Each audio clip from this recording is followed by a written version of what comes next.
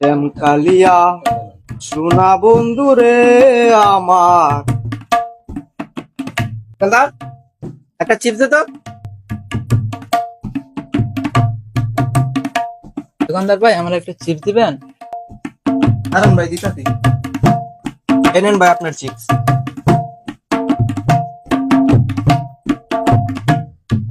তুই যে আমার চিপস দিলি না?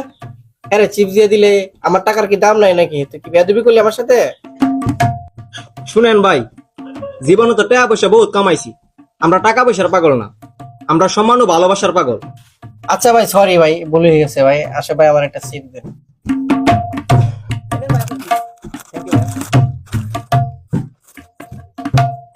চিপসটা তো ভাই সেরকম স্বাদ ভাই। ঠিক আছে ভাই, জায়গা।